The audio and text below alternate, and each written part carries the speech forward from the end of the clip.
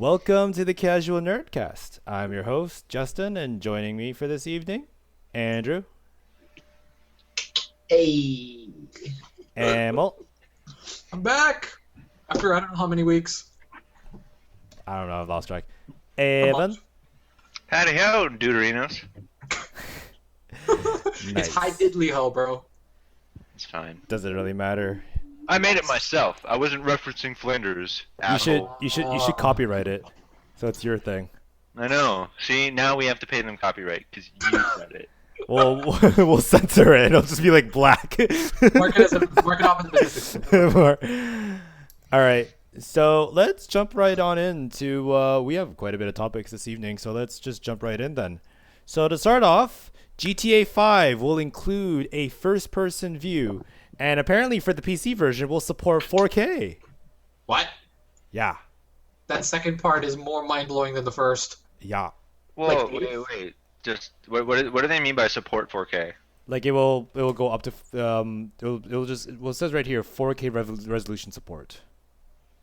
That makes it sound like it's native 4K, because that's a much bigger jump for everything. I don't know. Because most games support 4K now. Port, yeah. Yeah, I think the concern might be that because GTA 5 has been only for a console release, maybe the concern perhaps was they wouldn't actually do anything for PC, just port it over and just. I get you. So that might be. Fair. Yeah, that's probably why they brought that up. That way they're also showing off the capabilities of their new engine, I guess. Well, I mean, like, yeah, that's a lot of rework to be done if you're going to do a first person. Because there are a lot of things they have to consider before, like, I mean, like, most of the groundwork is done, yes, but there's still a lot of other things that they have to take into consideration. Right, for sure. So, how do you guys feel about GTA 5 in first person view? Sounds awesome. I don't care at all. I'm not gonna play it in first person. That's not a first person game to me. I don't know. To me, it's completely contrasting with what GTA is trying to do. GTA is a very try to get you into the world type thing, right? And just it does that by letting you see as much as possible. That's true. Seeing all the people around you and stuff like that. I haven't played 5 at all yet, but if it's anything like 4, 4 didn't really have the detail necessary to actually. Because a first-person game generally sells you on the game by having a lot of detail that you can see, find people. For example, Skyrim, there's stuff everywhere.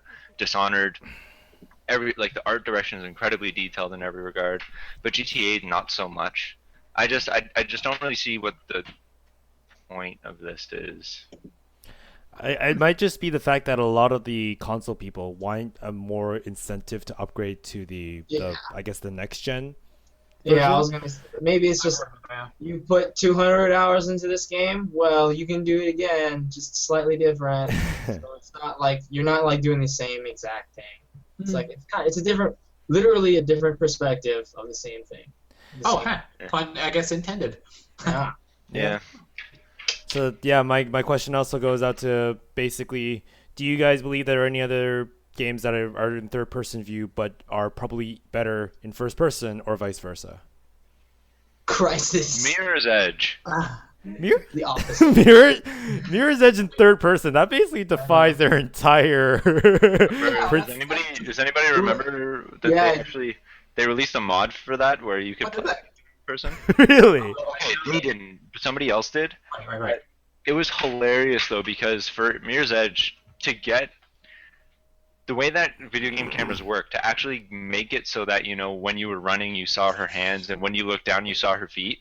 When they zoomed out to third person, what you saw was this crazy spaghetti monster with ridiculous, didn't look like a human at all because it just wouldn't work with the game's physics or the way that the perspective worked. Yep. So zooming out, it was just holy shit, this does not work at all. Yeah, the same was with Crisis 2. Oh, There's, the taking cover. Yeah, he's in cover. He's like a crouched human, and then it's go up, and he just giraffes up over the Yeah, the torso just stretches. Oh, that was glorious. I love video game logic. And I think that also just kind of goes to show that a game is generally designed for one or the other. Yeah. Well, sometimes both. There's stuff like Skyrim, which is meant to be an open world sandbox, show off your character and whatnot, and there's a third person button, but it's meant to be played in first person still. Like you can't do most of those spells or aim a bow in third person, but it has more up potential. until Skyrim, I think Skyrim in that game has been the most playable in third person, but especially in Oblivion, like touching third person was just kind of a what are you doing? Oh, was that the case? Oh, okay, I don't know. I It didn't was play horrible. It was just really really poorly implemented. I think the third person in that game was more so just as like a zoom out, look at your character, right? Go back. Yeah, now go back. Fair enough. Because games are designed to have a specific point of view, right? And yeah, I don't know. It just changing the point of view. I feel like especially in a game like Grand Theft Auto, it's actually going to make it worse because the game. Well, it's not going to it's not going to make the overall game worse. But it's just if you play it in first person, I very very much doubt that they designed that game in mind. Yeah. Even just stuff like noticing objectives, right? When you're zoomed out in third person, you have a much wider range of view, right? That's how it's always been. Yeah, because now they don't necessarily have to focus your attention onto a certain area, but in first person they very much have to do that because your field of view is much smaller. Right. Mhm. Right. Right. So just little things like that, which I don't think I'd be surprised if they took into effect. I'm assuming like because they've delayed it because the GTA they've delayed it for quite some time, even longer than GTA 4 was released for PC. Because I True. believe that was like an 8-month, 9-month delay. Yeah. Whereas GTA 5 was a bit longer than that. So like we had a feeling that they were doing something, but we weren't too sure what it was. So I'm hoping maybe like a good portion of that was taking into account how to incorporate first person properly. I would only hope. I could only hope. Because I had this talk with somebody right around when Skyrim came out. Because there was talks when Skyrim was coming out that it should be a multiplayer game, Mm-hmm. right? And I think this is very similar to something like that because in Skyrim, just take this single player versus multiplayer into first person and third person. So when you design a game for single player, you're only ever intending in Skyrim that a corridor fits the width of one person, that there's only enough items in the game for one person and stuff like that. So the second you throw a second player into it, the entire game kind of gets skewed away in a way because now there's not like the game is designed for a single player, right? And I feel like that's going to happen a lot with this, and I don't think that there's a way that they can get around that without redesigning the entire game, right? Because inherently most first-person games we play are more linear, right? Yeah. Or For the most just, part. not necessarily more linear, but just more focused. Objective oriented. Yeah, more focused. Like you very obviously know where you have to go next, and the environment tells you that quite a bit. While something like, Grand Theft Auto, the whole point about it is that it's so open and you can do whatever you want. Yep. I feel like they're contrasting ideas. Yeah. Right. But No doubt it'll be. I just don't expect much. Yeah, no doubt it'll be great. Like as in the implementation will probably be great if they've taken this long on it, but real world benefits are probably slim to none, as you're saying. It's just for like they released a GTA 4 first person mod, I believe, and they were like, oh man, it's fantastic and stuff, and That wasn't official though. Oh, I know, and that's what I'm saying. Oh, that sorry, that as a result they made an official one to kind of appease the user base. Because it got attention. Exactly, it got attention, and they're like, oh, it could be good. So I mean, if it's as easy as transitioning between like in Skyrim first person and third person, like really easy, then cool, sure. But like if it's gonna be like one of those things where it's like go into options and then go into like third person mode, save it, loading screen, and then like black screen, and then regenerate the world in third person, it's just like no, I'll just play in third person. Yeah, it'll be interesting to see. I see the appeal for it, but it's honestly like it's a 1 hour time waster for me. I agree with mostly what Evan has to say. Like it's cool. I don't see this being game breaking in any sense. I mean, it's also cool for if people who played the last gen versions wanted to challenge themselves in first person mode. But other than that, I don't necessarily see this as more of an incentive. I've already pre-ordered it, so I mean, it's just cool. It's cool. The part I'm actually interested for and looking forward to is where the game will actually be playable now. Considering I'm sure you guys read about the whole you're flying a jet and all of a sudden you explode and then 5 seconds later the tree kind of shows up because the graphics hadn't finished rendering yet. Well, I hadn't heard about that. never about it either. One of my buddies were telling me, and then I saw a GIF of it online too, and I was just, well, that actually happens. I thought it was a joke. If it's I know that GTA Online had a very rocky start. I know that much. But other than that, I'm sure everything's matured since then, and things. Oh, I simply meant because the old consoles just couldn't handle it. Like they were barely able to run the game as is, right? Yeah, that's true. That's what I meant. Like all the objects hadn't finished loading yet, and shit like that happened. Well, I mean, I guess we'll see. Hopefully that's not the case, and GTA 5, the next stuff. We'll see how it all looks, because I mean, it looks great so far, and I can't wait to play it on my PC. Here, I'll I agree with you. Or I absolutely must send you this picture now, and you should probably show it on the podcast. Yeah, sure. Amazing. Oops.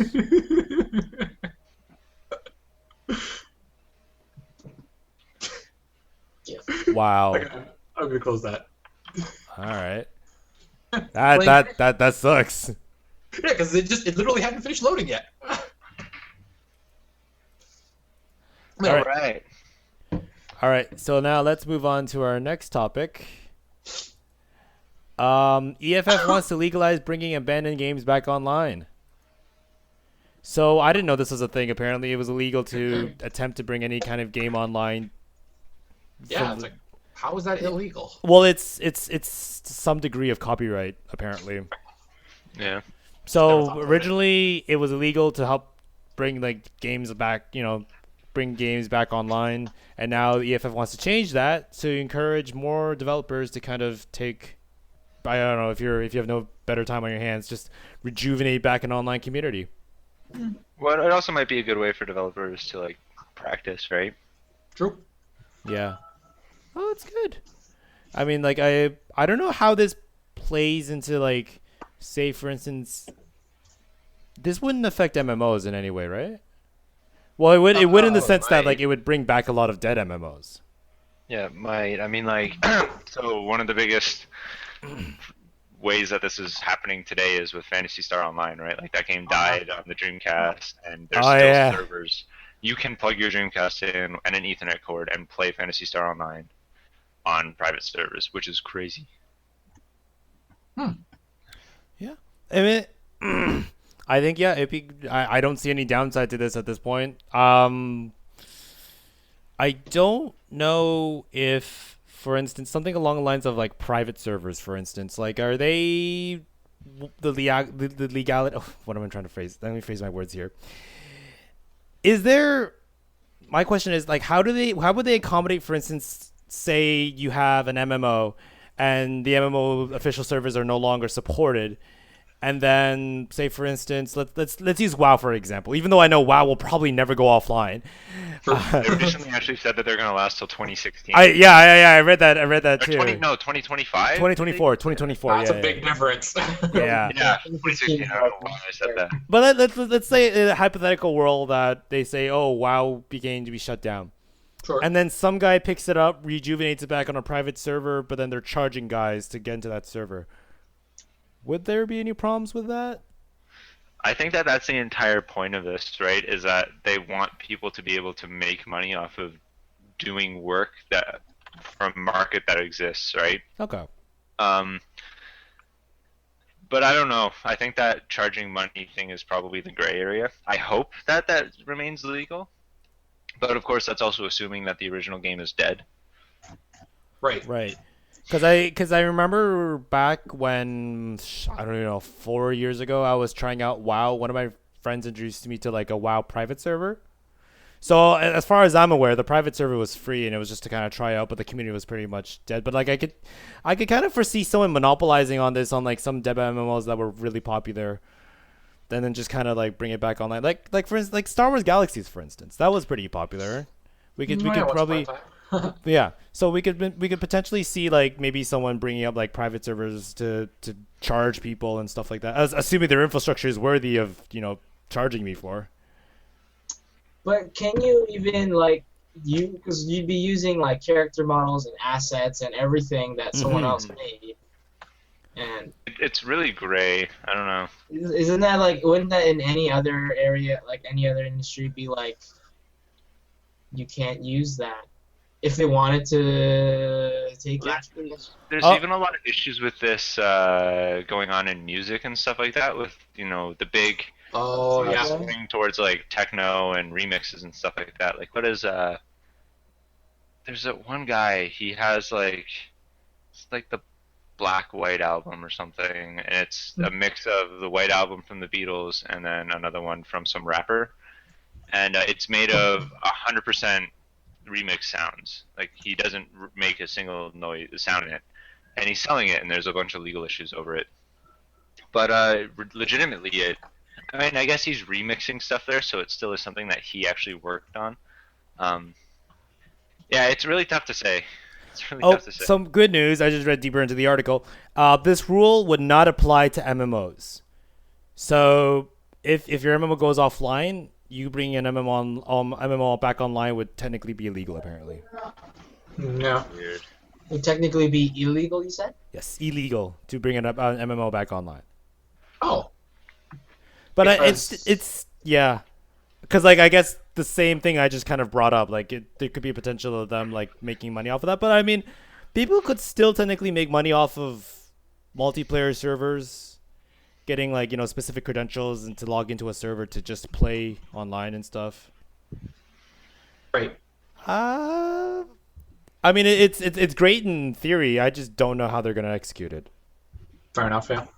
Plus, that's something that takes a whole lot of effort anyway. Yeah. And we're talking only in theory right now, so. Yeah.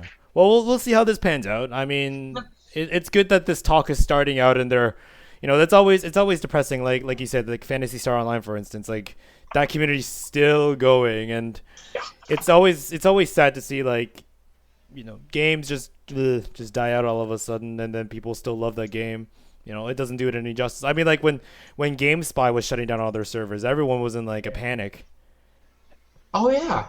And even like not even GameSpy. Also, what was it? The Microsoft Windows with Games or something. I forget what it's called. Games for Windows Live. Games with Windows Live. Yeah.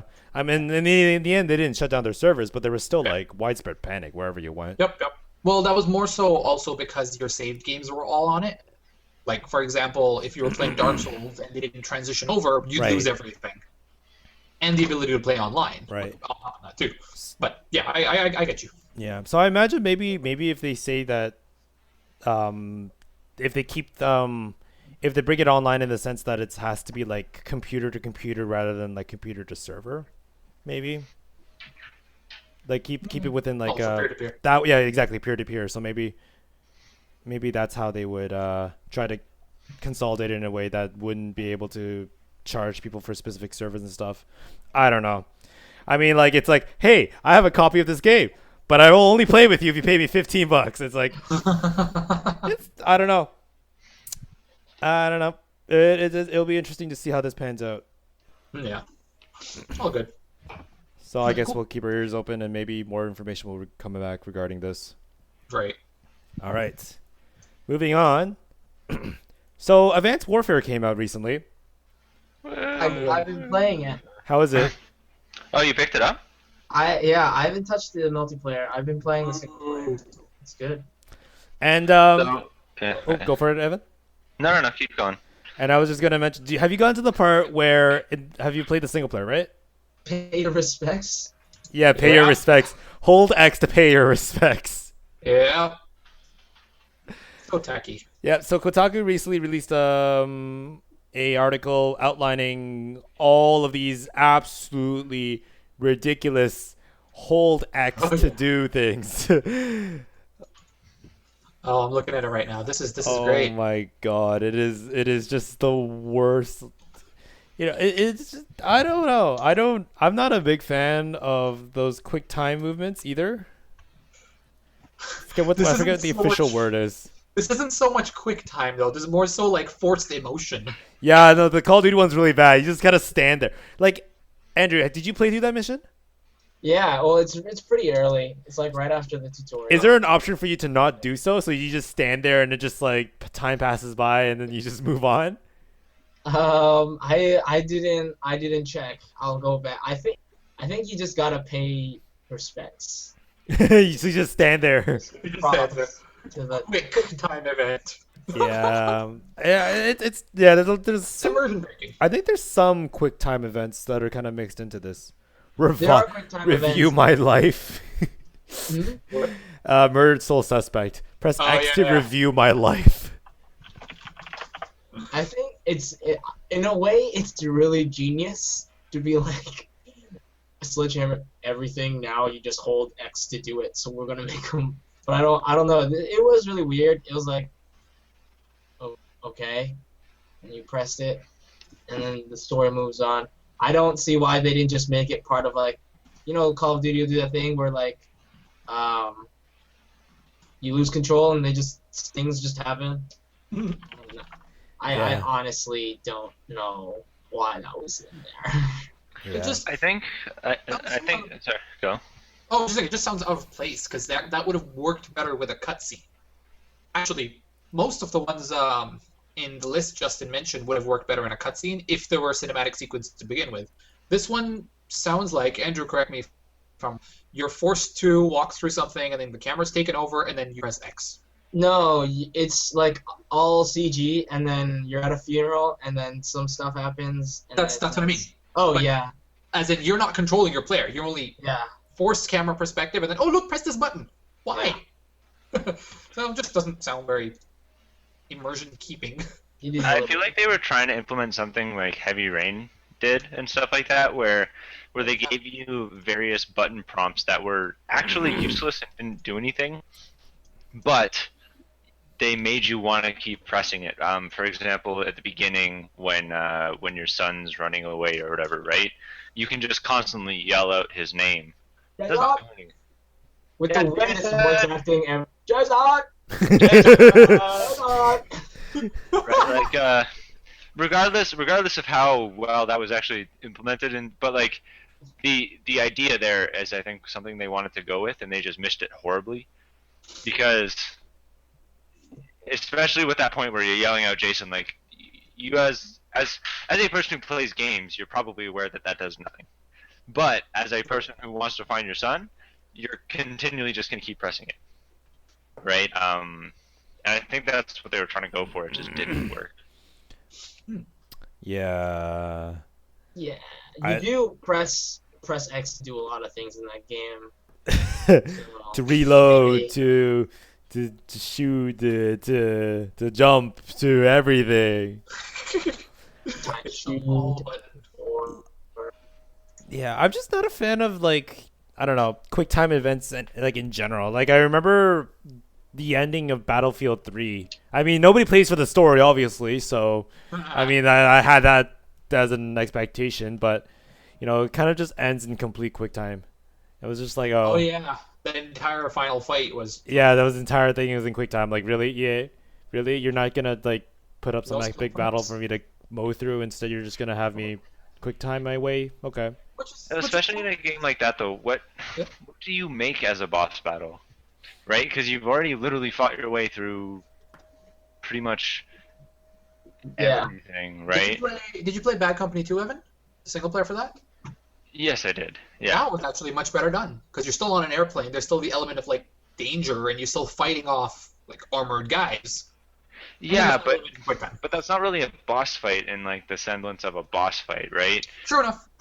Like when you actually make it to the. Correct me if I'm wrong. That game very much just kind of turns into a quick time event, pretty much. Because I remember like you knife him or something. I played that game a long time ago. But a lot of games do that, where in the final boss fight, they'll just kind of have like some epic final encounter. But then when you get to the last boss fight, it still kind of just comes down to a knife Right, or something right. like Noticed that a fair bit. Yeah. Actually, every single Call of Duty's done the exact same thing too. that. Battlefield. Just That's really all you can do with the mechanics that that game has set aside for you, right? Because even in Battlefield, it's like, oh, we can make him fight like a super tank, but that's not really. You've already killed tons of tanks before. That's not really upping the stakes or anything. Yeah. Right. I actually like the way Battlefield 4 ended. I don't know if any of you guys got to play that. I don't own it, but yeah, go ahead and spoil it. It's fine. At least I don't mind. Yeah, because I mean, like, no one plays for the story, so I mean. Wait, Spoilers for what are you spoiling? Battlefield Battlefield 4? 4. Oh yeah, go for it. I don't care. Yeah. So it I basically. stopped caring after Battlefield 3. So the ending sequence, what happens is the C4 gets jammed, and you have to choose between like which, because you're going with 2 squad members, and what happens is you have to choose between who goes down there during the C4, but chances are they're not going to make it back. So you have to choose between like one or the other person to go, but like you're just like if you actually don't make a choice, like you actually run out of time, and your objective destroys like your carrier.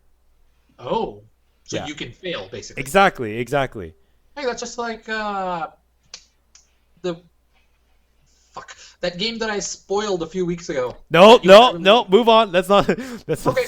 not. We know what we're talking about though. Have you learned nothing? Oh man, Remember That game- I that game spoiled that we strives- fixed- Wait, what was that again? that game strives on story. I didn't say nothing.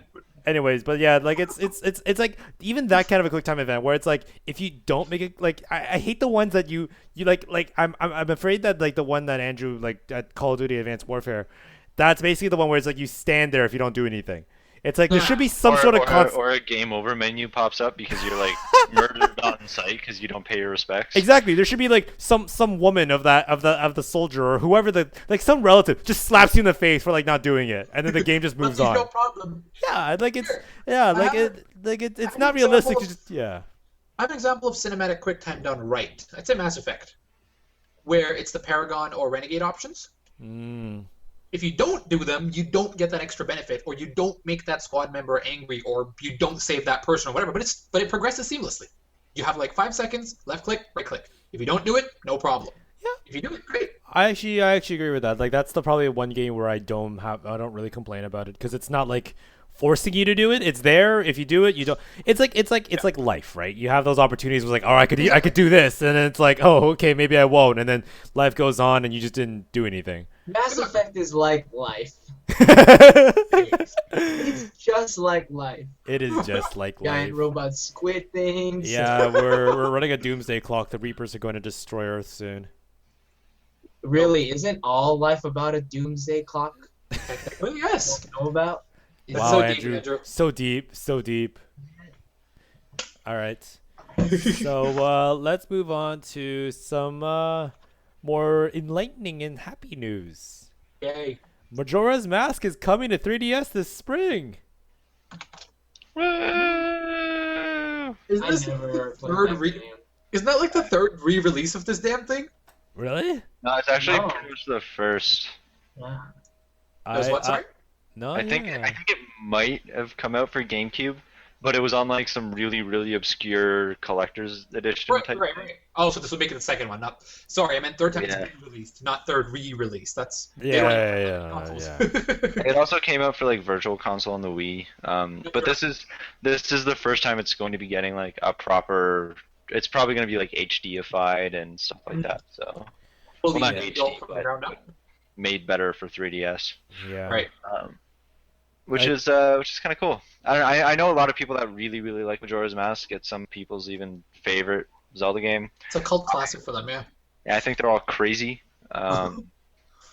But no, it's cool. I'm surprised that Nintendo's putting 2 Zeldas on a single system because they don't really do that ever. Oh. I found it very, very grindy. I think that's what put me off of it. But it's decent. Wouldn't say it's the greatest game ever, but It's one of those things where I never had the opportunity because my friend owned the N64, not me, and all I got to do was watch. So now I'll actually be able to. I'm expecting maybe some sort of like Ocarina of Time, Majora's Mask kind of bundle. bundle, Maybe. yeah. I could, maybe. If you don't want to wait, you could just emulate it. Mm, We didn't say that. no, this is all Amel's opinion. We didn't say that. Um, Oh, I didn't mean for the 3DS. I thing meant that the original one. the thing that Majora's Mask does really well that everybody really likes it for is it's probably the most thematic Zelda game. There's so much written into everything in that game. it's ridiculous, right? Like just the way that the characters work. I forget. There's something about the whole game can be actually interpreted as going through like the stages of depression, I think. Yeah, I've heard that one. Oh yeah. I think it's depression. And it's all being like, it's crazy. Like that game is incredibly well written. I just hate the way that it's designed. Like I hate that 3-day system a lot. But I remember watching. I never played this game. I remember watching Evan play this game one time, like going over to his house when he was kids, and I'm like, man, he keeps having to come out to like reset the clock of this Goron ice place. I'm like, I have no idea what's going on. Evan keeps Yeah, banging I on those drums. I found that this might have also just been like my naive young self sucking at video games. But Yeah. I found that in this game I would always get to the end of a dungeon and then not have time to beat the boss. So I'd have to go out of the dungeon, reset the days, and then I'd have to go like do a speed run the next time because now I've completed the dungeon, so now I can do it right the second time. Yeah. And which is just frustrating. Like a good rule of thumb is any game that has a time limit is generally bad. Like, what's the bad part of Dead Rising 1, 2, and 3? The time limit. What was one of the main reasons why Final Fantasy 13 Lightning Returns got really bad reviews? The time limit. Really? Huh. Right? Like, It's just generally, when you play a video game, you play it to have fun and relax. Time limits Right. just add an additional amount of stress that you just don't want to deal with. well, I mean, it's not a rule. It's not like never use them because they can be used really well. But like, you have to finish this really important thing really quickly. That's fine, but Yeah. to make it so that you can't stand still for your entire game is kind of Pleasant. yeah, it's unpleasant. It's Yeah. not great. It's a little stressful Yeah, it's Yeah. a little to be stressful. like, I have to I be like- doing something. I like XCOM, where it's like turns. It's Yeah. like they kind of lock you down in a set amount of turns, and then you have to go and try to earn yourself more time or complete your objective. And you're all like, Nigeria's at 5 panic, but man, Cambodia's gonna give me 4 scientists. Or everyone just died, and I only have That rookies game in my is house. stressful for different reasons. That game, you still technically have unlimited time with that game, right? Because you can sit and stare at that. you can work out all your possible outcomes for that one turn before you make it. It's the same thing in basically every turn-based strategy game, regardless, like Right? Yeah. Civ and whatnot. But yeah, I guess XCOM's funny to talk about. Yeah. It's still like that's well where I find time limits is completely acceptable is within turn base. Yeah, Just for kind of sure. like yeah.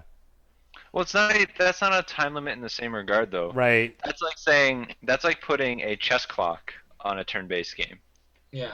right? So Oh that God. Oh, right, Does like, and XCOM have that would be more of an equivalent, right? Because okay, yeah.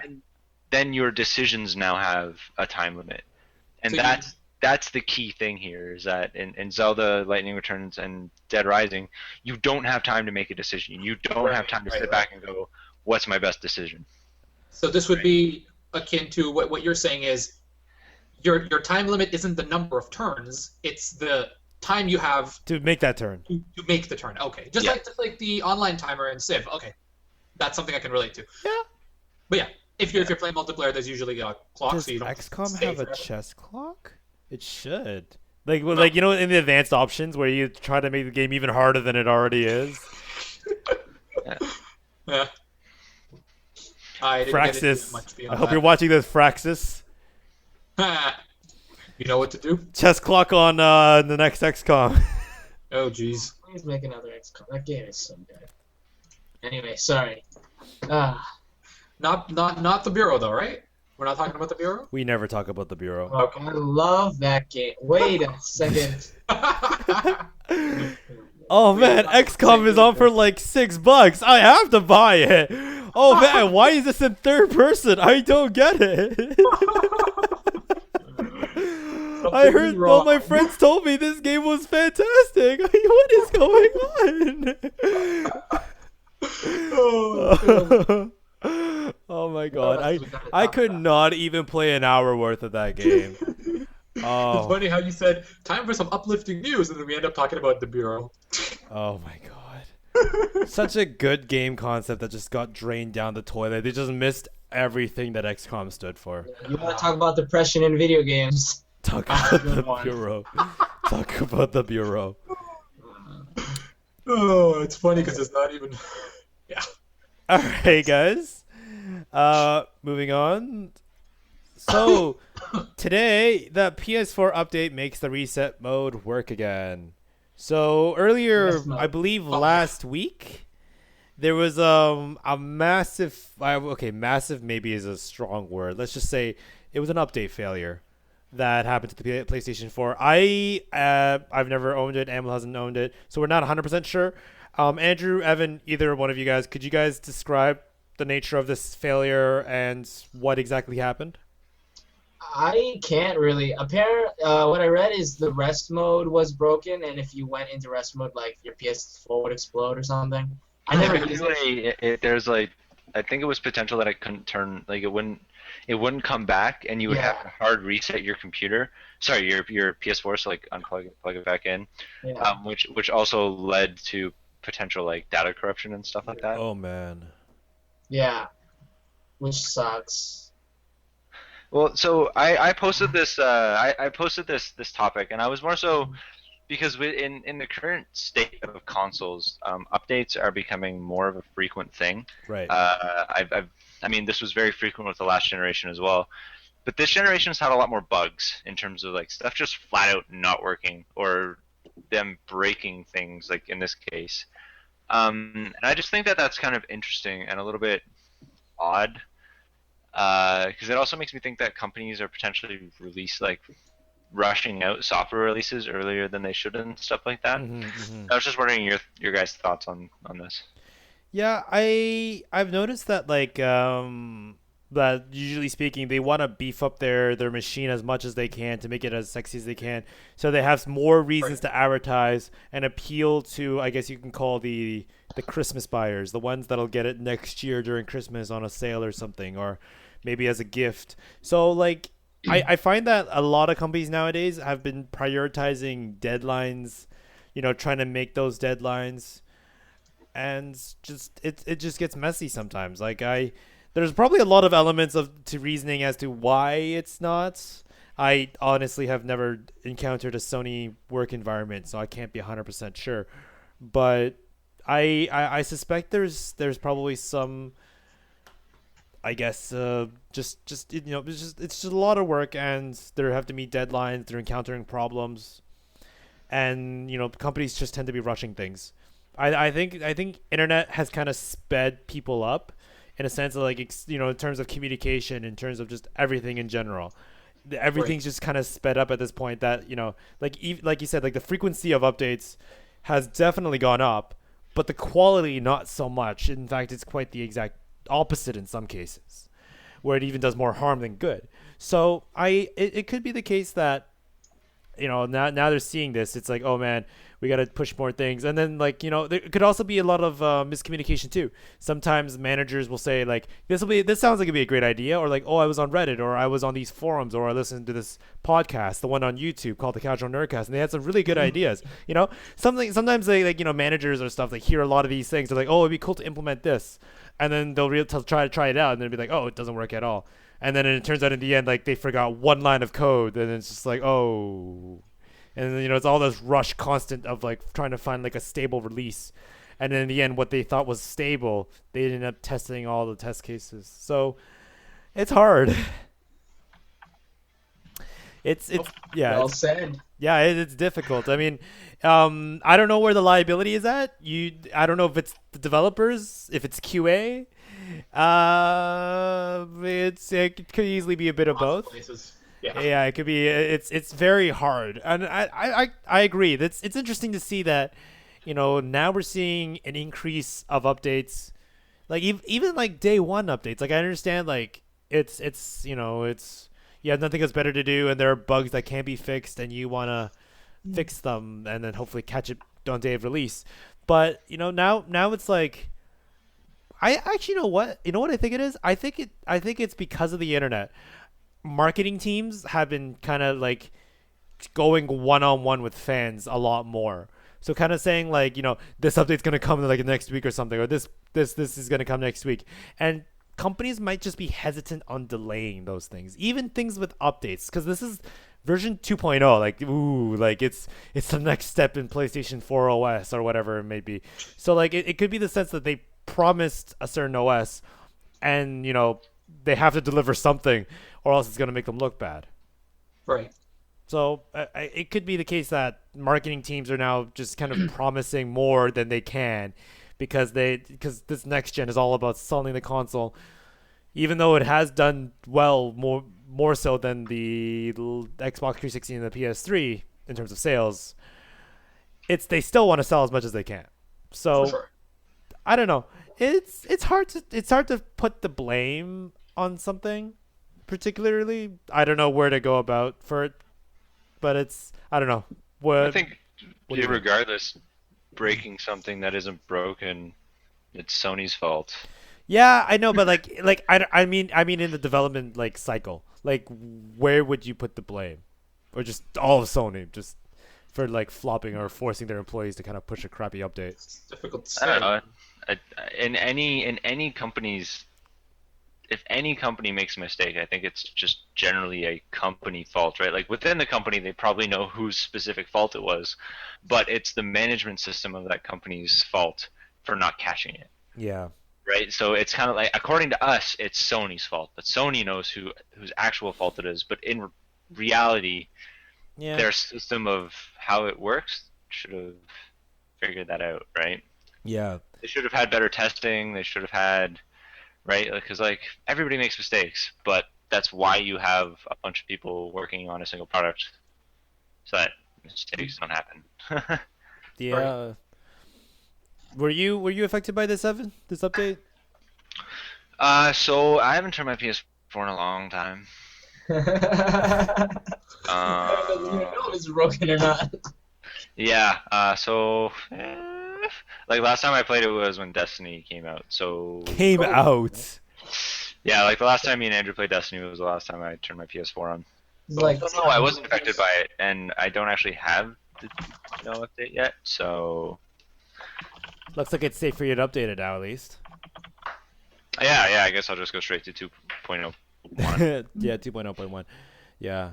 Because I know that they generally speaking because I was watching a podcast with Ryan McGaffrey and Phil Spencer. It was an IGN podcast, and they were talking about how they like to push features onto the console before Christmas. But if features don't make it, they want to push it over to January, February, because they want to have as stable as possible for the holiday season. So it could be they're probably trying to find a good in between to kind of say what are enough features to help us sell the PS4 even more, and what should be delayed. And I think that's where sometimes things gonna get messy and trying to figure that out. So I don't know. But I feel like that's where this new console generation kind of annoys me, because I feel like they're misunderstanding what people want in a console. Because when I worked at EB, nobody cared about the features at all of the PS3 or 360. They cared about the games, and they cared about the price. They did not give a shit that the PS3 was that one was a better media streamer, or that the PS3 had easier access to Netflix, or that something or whatever. They did not give a shit, because they were willing to put up with all the crap if their console was cheaper and if it had the better games. Right? Yeah. That is how I sold a console. I did not sell a console by saying, hey, you get Netflix, but you don't have to pay an extra $18 a month or whatever. So no. So this one, you get Gears of War. Okay, I'll buy that one. Right? That was it. Yeah. So, and I don't even know what the features of 2.0 were. It's some video. I don't. Nothing that important, to be honest. Exactly. It's all. If there is something really cool, it only affected a couple people. And I doubt it's making any sales. I think making. Sorry, I was gonna say what are the features that I remember? You could pause your downloads. Yeah. I feel like the bigger thing that's going to get either of them sales is the fact that Microsoft is dropping all Xbox Ones by $50. That is going to get them sales. period. Mm-hmm.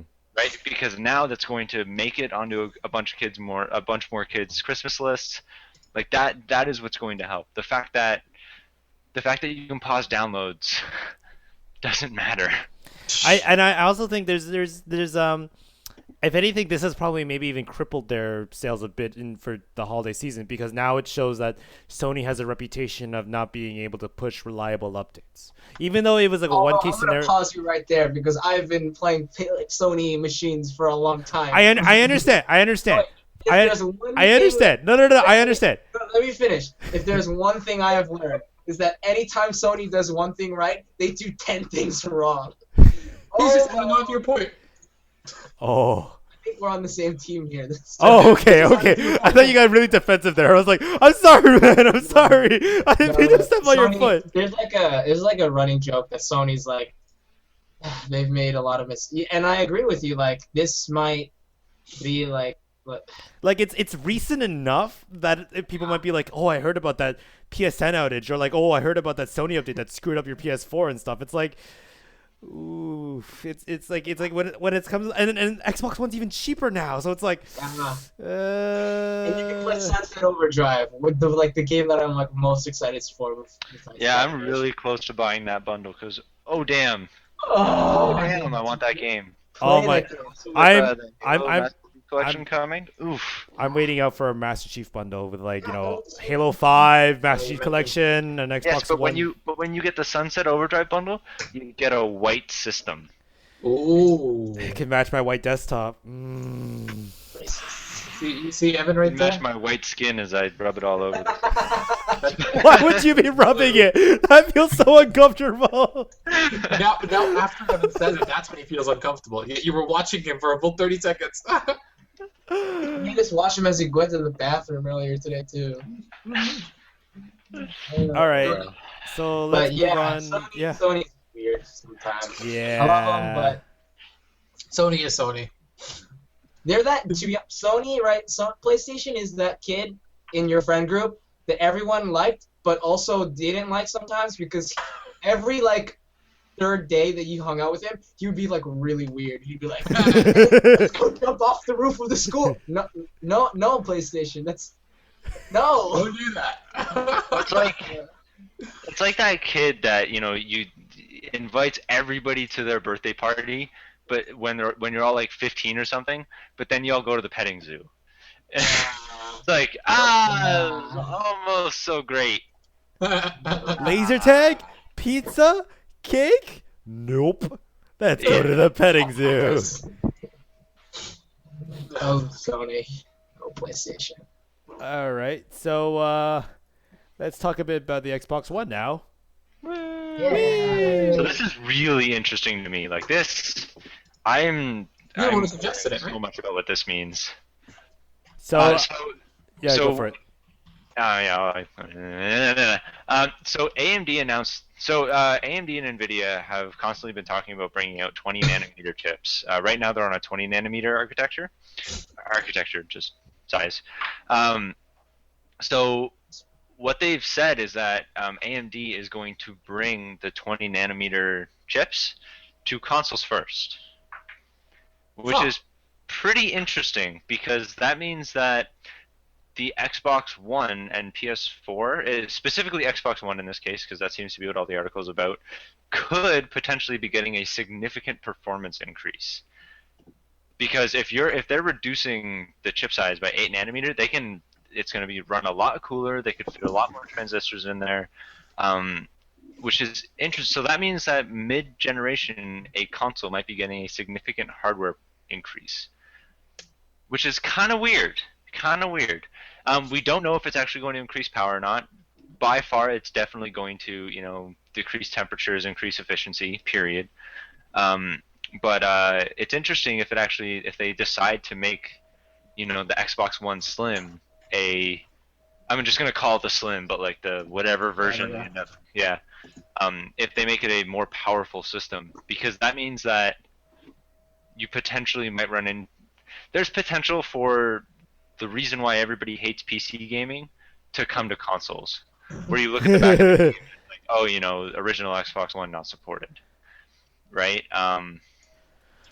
But I mean, if you Really look at interesting to me. the launch 360 and compare it to like the 360 that it is now, Yeah. there's significant hardware differences though. For sure. So significant hardware differences in terms of efficiency and heat. This is actually performance increases. Potentially. Although I'm pretty sure that even like the PlayStation Yeah, the 3 PS3. had different nanometer, like they reduced. That's part of why cost went down so low, is because they were able to decrease their microprocessors down different sizes from different nanometers. I can really tell that you're speaking French right now. I was like, am I just really dumb right now, or do I not understand anything Andrew is saying? But remember, like they didn't use like a traditional process. They used their proprietary cell processor. Yeah. I remember one of the news points. I think it was the PlayStation Slim, or maybe the second Slim, like the Super Slim, that they were actually using different smaller chipsets, which is why they were able to bring the cost down from like $700 to like $300 over the years. But it's true, and the PS3 actually had a pretty significant power difference from the newest one to the oldest one. Right. Anybody who still has a PS3 fat, like me, And me, yeah, is noticing quite a bit of slowdown right now when you're playing current games.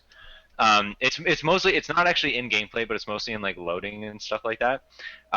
It's significant slowdown in comparison to what you see elsewhere. But it's not enough to actually go out and buy a new system. Yeah.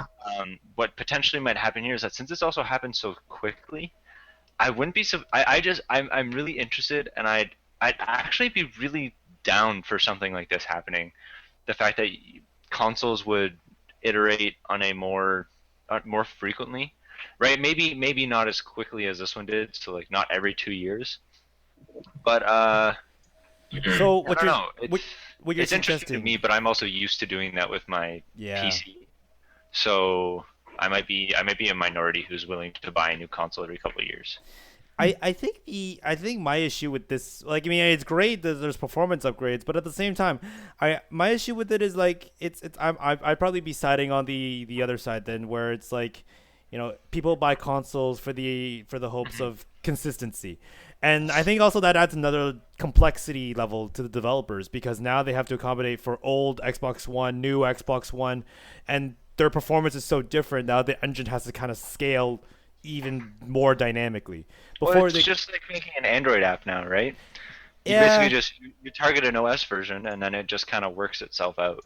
Right, but then like we were hoping that the Xbox One, like or the PS4, like that was basically the new bottleneck, and that would be like the new standard kind of thing. But now we're kind of seeing like, I guess, intermittent in betweens kind of thing. We have to wait for another phase out before we can shift it even more. Like, do you think Yeah. do you think if we announce like the other way around, where it's kind of like maybe this will get pushed as maybe even like a new console almost. Maybe they'll start doing like, you know, Apple and Samsung kind of things, where it's like, oh, check out this year's new phone or this year's new whatever device they're releasing, and then they might even do like biannually releases. I highly doubt that. Doesn't sound very, yeah. Just Yeah, I because know, of how I know, much I know, they but, like- push the Xbox name and stuff like that.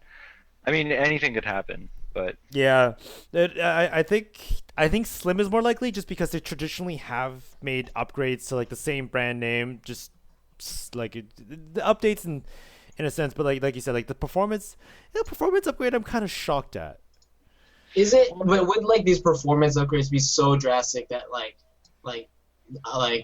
2013 PS4 actually couldn't run a game, or to be like the other things where It- loading screen is a little bit longer in It- this one, or the fan turns a little faster? and it's really hard to say, right? It's really hard, yeah, because it also could be the case where it's like maybe the chip itself has more modularity in the sense that it has maybe more cores.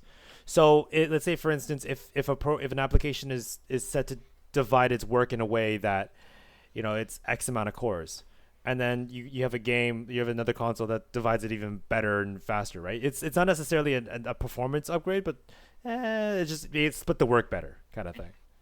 I don't know. For me, the thing I also really like about this is we've already been noticing a bottleneck. So PS3 and Xbox 360 were not a bottleneck for PCs until fairly late in the game. I'm gonna guess around like 2010 or so is when you really started noticing like big differences between PC games and 360 games. Oh yeah, that's what you mean. Yeah. We are already noticing a fairly huge difference between PC games and Xbox One games and stuff like that. Lords of the Fallen just came out, and Lords of the Fallen looks significantly worse on consoles than it does on PC. I'm not kind of trying to go into like a graphics war here at all. That's not what I'm intending. I'm just saying that this could potentially be. We potentially might actually, if consoles want to stay relevant in terms of power, they might actually have to start doing stuff like this. Yep. Maybe it is just the fact that because it's not that difficult for a developer to be like, okay, so if Xbox One V2, then high textures. If Xbox One V1, then medium textures. That's not out of the question. It's annoying for them, sure, but it's not crazy. And I would be open to something like that happening. I think if they did release like a new performance version of the Xbox One, like that's significantly better in a lot of different ways. I don't think that they're going to completely alienate their first set of customers. I think the alienation would think about it like the Apple cycle, like the iPhone cycle, where if you're 4 generations behind, you kind of start getting screwed over. So I think that would kind of be a better way of looking at this, right? If this were to this is all theoretical anyways, right? So you would only really need to buy a new system once 3 more generations come out, and then you might actually start seeing games where it's like, yeah, you just can't play this anymore. But I don't think people are in that mentality for consoles. Yeah, like people buy consoles like for ease of use. People buy phones because they want the latest. And you kind of need one in this Right. day. Yeah. And also, yeah, it's like a fact. Like people are trained into that year long, but people don't even want to buy a console once. Sometimes they're like, it's too expensive. People don't want to buy the same thing twice. I think Even within like 4 years. I think that might change though if you could play all of your previous games on your current game, because a big reason why especially like parents and stuff really don't like buying consoles is because they know that everything that they bought previously is now irrelevant and they have to basically rebuy it all, right? But if in say every 4 to 6 years you had to buy a new console, but everything that you already had works for it, I think people would be. I mean, this is just me being. I think people might be a little bit more open to that, but I can't be too sure. That's just with my experience of selling stuff. That is one of the biggest roadblocks for people. Is they would come up and be like, PS4, I don't want to rebuy all these games, right? But it's just that with previous generations that was impossible. But now that consoles are based on the x86 platform, it's a lot more probable, right? Mm-hmm. For sure. Yeah, I think what's more likely to be the case is they're probably redesigning the CPU and how it all like coordinates with the rest of the system, but in a sense of probably heat and maybe like that, it's just to justify being able to kind of make this slim, because I remember someone opening up the Xbox One and just seeing like there's so much room for improvement. Literally. There's a lot of like big bulky components in there, and they could definitely have just made more efficient things and reduce the amount of heat sinks and coolers in there. It could also just be a way for them to reduce costs, right? So I mean, this $50 price drop might be an indication that Microsoft knows that they're coming out with an Xbox Slim sometime in the future, and then the $350, maybe even $300 price point is what they want to sell it at, right? So this might just be like reason for a more efficient, cheaper system. It's surprising that it's happening so soon. It might just be the way that the industry's timed, because 22 nanometers was supposed to happen like for the past 2 years in graphics cards, but it never did, just because things happened, and now it's actually seems to actually be happening. So here's hoping. Yeah. I want my fucking 20 nanometer graphics card. I want to replace my 780. God damn it! Give me something to replace it with. But that 980. It's not good enough. It's not a significant change enough for me to do it. I'd be more open to buying a second 780 than a Okay, makes sense. Yeah, I'm waiting on a. If I have to, I'm gonna wait for a second 780 Ti. Although this is, I guess we can kind of. Does anybody else have to say anything about the previous one before I mention like a PC hardware rumor that just appeared? No, all good. So AMD came out saying that they want to re-release. I think it's. I forget if they said it's going to be the 300 series or they're re-releasing the 200 series, but they're going to re-release or make new releases with 8 gigs of VRAM. And then Nvidia flat out just went, "You're going to do that? All right, we're going to re-release the 900 series with 8 gigs of VRAM in November." So yeah, What? they're flat out, they're giving us all 970s and 980s that are from Nvidia, hardware designed to work with 8 gigs of VRAM, What? which is really, really cool, especially with higher resolutions. Higher resolutions require a lot of VRAM, which is why 4K is so hard for current Right. things to deal with. Like things with 3 gig, like for my 780 just chugs on 4K. It just can't do it, right? Two What of have you them. tried with it? Sorry. Sorry, What have you tried using it on, if you don't mind me asking? I haven't, but I've just looked at numbers. Yeah, there's a and lot of benchmarks and stuff. The only like I viable guess by way, saying the only viable way right now is to SLI 780 Ti's. Like for it to be like 780 SLI is still good, but like for like high performance, nice smooth silkiness. But anyways, continue. But if something had 8 gigs of because if the 780 and the 780 Ti had more VRAM, there's potential that they might be able to handle it on a single card. Mm-hmm. Because the VRAM is literally the limiting factor right now. So having a 980 with 8 gigs of VRAM, you should be able, depending on how they implement this hardware-wise, be able to play a 4K game with a single card at playable resolutions, which is really cool. I'm glad you told me this. That's what I was hoping for with the 980 series when it was initially released. I was hoping for higher VRAM, and all that kind of stuff. But the other kind of scary thing about this is that generally cards that have a higher allotment of VRAM actually underperform. For example, like the 660 Ti had a 3 gig and a 4 gig or 2 gig and a 3 gig version, and the 3 gig version actively performed worse because the hardware just wasn't set up to deal with that much RAM. So Right. because this is coming directly from Nvidia, it's really promising. Right. So next November? No, like this month. Like this month. What? From what I understood. Let me. The 970 came out like what, 2-3 months ago? If even that. Yeah, wow. Here I'm gonna post a link.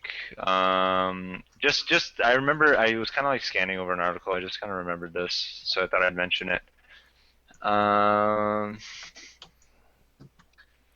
Dead air is not fun. This is me reading an article. Andrew, make noise. Taylor Swift's album has sold just under one. Okay, shut up. She's platinum. She is platinum. She is the first platinum of the year, which says a lot besides Frozen, but that's counts as a different category. Yeah, that's not the same thing. It's interesting to see where music sales are going with this, and it's just an interesting time to be living. As someone who loves music, I've just started listening to Alla Pugacheva, some old Russian lady. A friend of mine put me onto her because I love Russian. Music is interesting. Guys, listen to more music. Play less games and go listen to more music. All right, Said nobody so ever. I'm reading this article that it says that AMD's GPUs are expected in November. So that might be where I got November from. And then this says, so NVIDIA could be expected shortly after. But all the articles that I'm just quickly scanning over here say imminent release. So I'm expecting within a couple months. That's not out of the question as well, because in the original rumor specs of the 970 and the 980, they were both supposed to have 6 gigs of VRAM. So that makes me think that they potentially wanted to do that, but then they didn't because of other limitations. And then now that AMD said, yeah, well, we're going to re-release, AMD's like, sorry, NVIDIA just kind of goes, okay, well, we already did it, so. Wait, is the 980 already out or No. Yeah, right? yeah, it's been out for. 2 days. Okay, I think they came out in September. Yeah. Oh, okay. So would Yeah. would they just be called 970 Ti and 980 Ti or something, like just to kind of with the 8 gigs of RAM? Or Generally, if something has a newer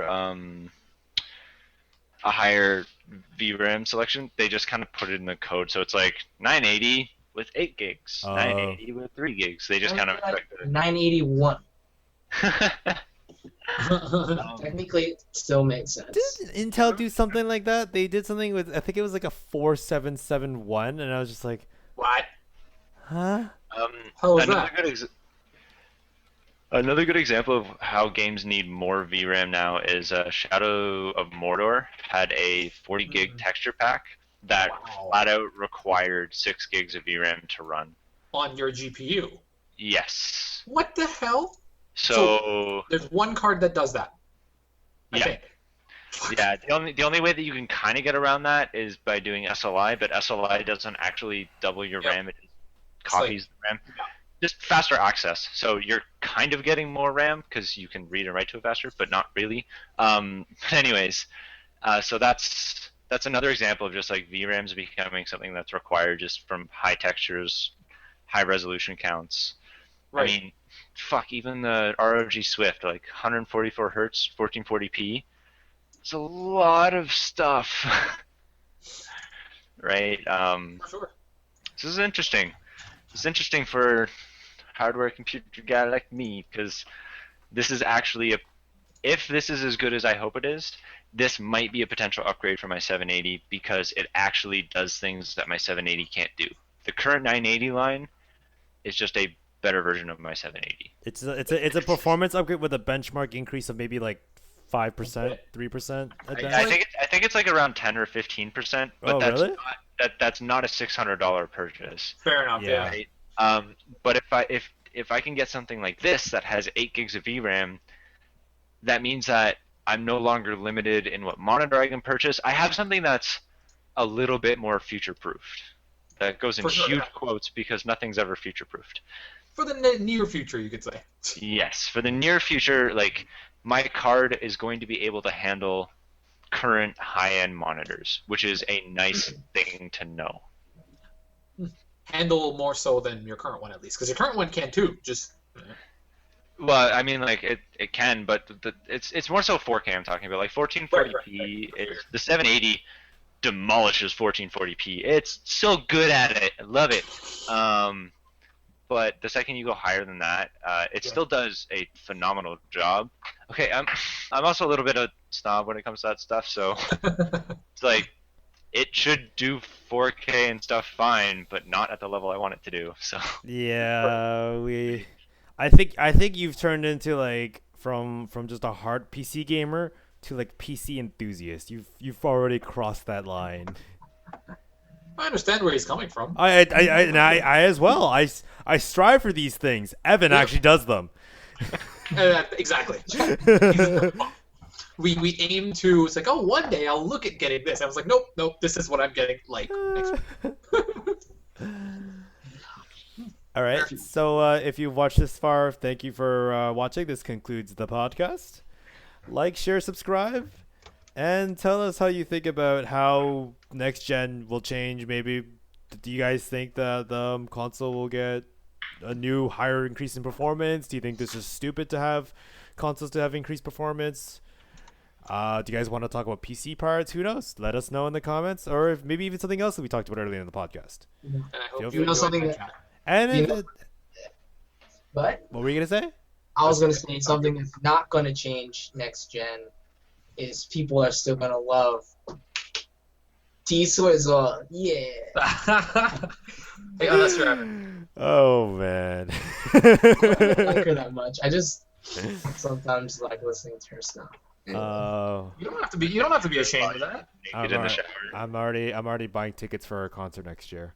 My question is, if this new 980, how many Taylor Swift music videos can I render at once? At once, yeah. That's All of them. all of them. All Make right. sure it's the 8 gig version though. Thank That's you for. actually more of a CPU thing than a Shut up. GPU. Post in the comments how much you love Taylor Swift. I'm Andrew, and it's And just also post where you live so I can come and kill you all. Yo, you know where these two live. All right. Thank you for watching this far. Tweet at us, comment us if there's anything you guys find interesting. Bye for now.